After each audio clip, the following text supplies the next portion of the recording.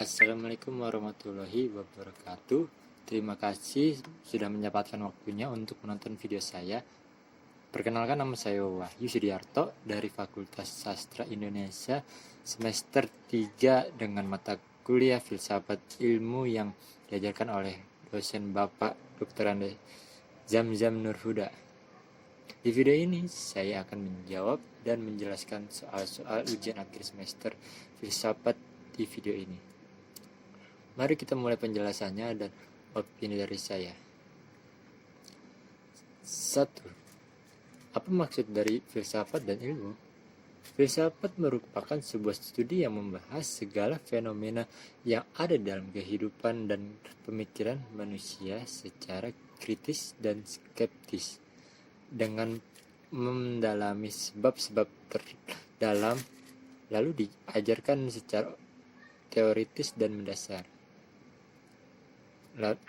Dan apa itu ilmu?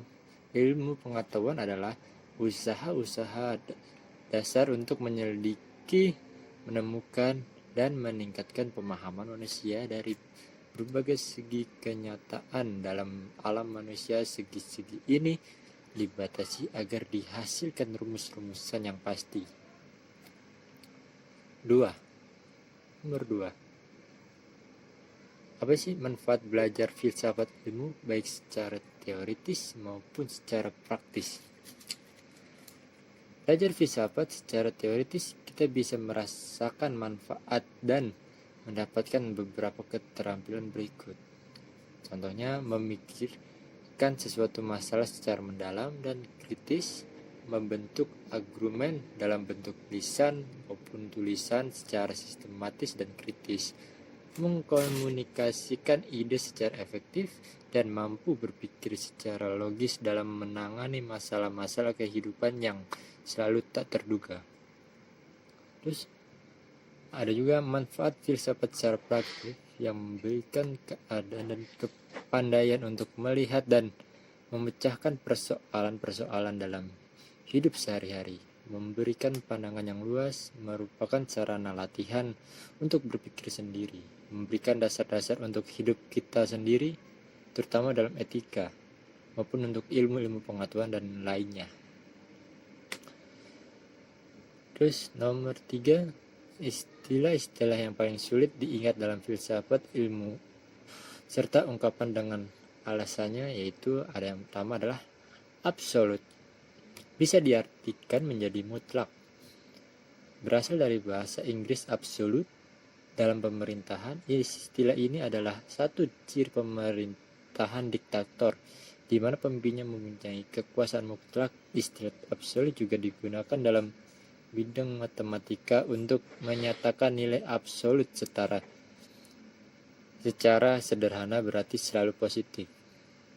Terus juga ada agnostisisme, adalah sesuatu pandangan filosofis bahwa suatu nilai keberadaan dari suatu klaim tertentu, umumnya yang berkaitan dengan ideologi, metafisika, keberadaan Tuhan, dewa, dan sebagainya, adalah tidak dapat diketahui dengan akal pikiran manusia yang terbatas.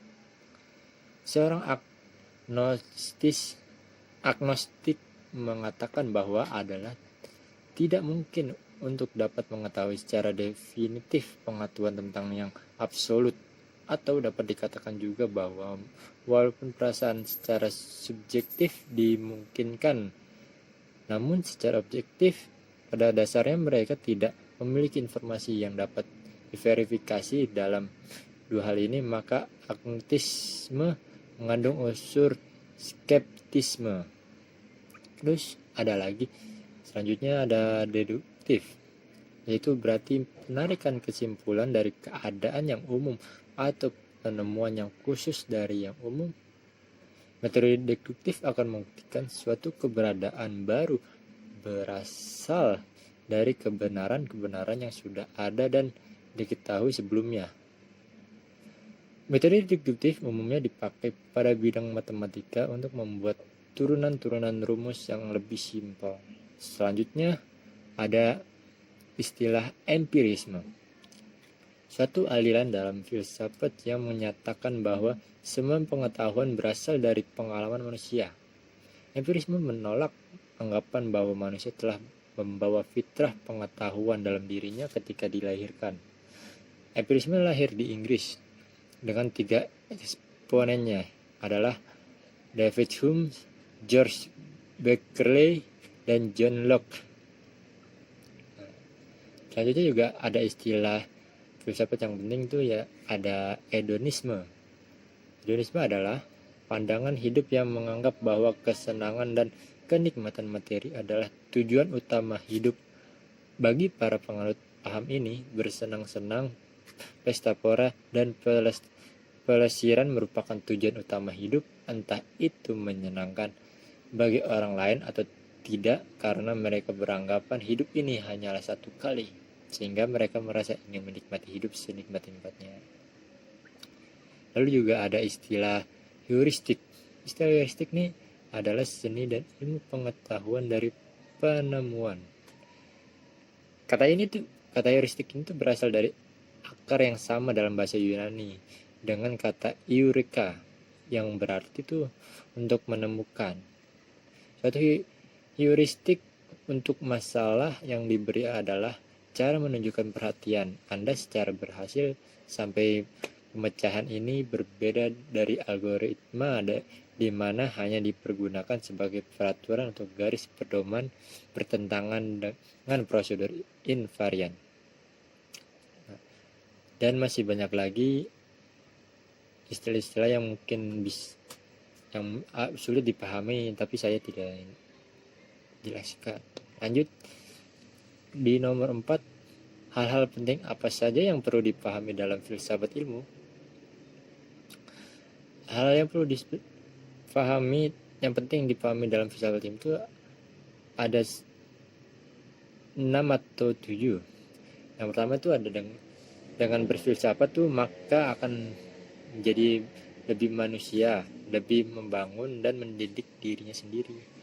Lalu ada dari pelajaran filsafat diharapkan setiap manusia dapat berpikir tentang dirinya sendiri, memberi dasar pengetahuan, memberi tetap atau pandangan yang sintesis sehingga semua pengetahuan termasuk dalam kesatuan. Lalu juga agar hidup ini dipimpin oleh pengetahuan. Hal ini karena mengetahui keberatan yang terdasar dari tahu dasar-dasar hidup. Terus memiliki kepentingan yang istimewa. Hal ini karena filsafat memberi dasar-dasar ilmu pengetahuan yang lain tentang manusia, misalnya sosiologi, ilmu mendidik, ilmu jiwa, dan lain sebagainya. Mungkin hanya segitu yang bisa saya jelaskan melalui opini saya tentang soal-soal yang luas yang telah diberikan oleh Bapak. Terima kasih.